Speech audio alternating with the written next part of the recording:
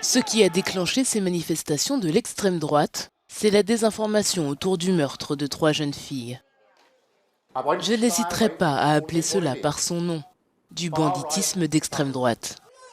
Jeudi soir, dans les villes du Royaume-Uni, des milliers de manifestants antifascistes ont dépassé en nombre les groupes d'extrême droite. Mais on peut dire que le sentiment anti-immigré bouillonne sous la surface depuis de nombreuses années. Il a incité des milliers de personnes à voter pour le Brexit et a conduit le gouvernement conservateur à proposer des plans pour envoyer les immigrants par avion dans des camps de migrants au Rwanda et pour les placer dans des barges comme celle-ci au large de la côte.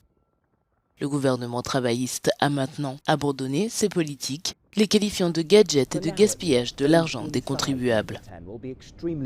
Number 10 sera extrêmement soulagé que les manifestants antifascistes aient contribué à calmer les récents troubles racistes, mais le nouveau gouvernement doit maintenant recoller les morceaux après des années de rhétorique anti-immigration conservatrice et de politiques ratées qui ont fini par exacerber les tensions. Tous les regards sont tournés vers Sir Keir Starmer et vers la façon dont il navigue sur cette corde raide politique. Nigel Fletcher, ancien conseiller de David Cameron, estime que les travaillistes doivent faire ce que les conservateurs n'ont pas fait et prendre des mesures significatives en matière d'immigration. Les travaillistes doivent non seulement résoudre le problème, mais aussi le résoudre d'une manière qui soit nettement et manifestement différente en termes de ton et de substance de la manière dont le gouvernement conservateur cherchait à y répondre. En effet, s'ils poursuivent la rhétorique et la politique dure du gouvernement précédent, ils s'aliéneront une partie de leur propre parti.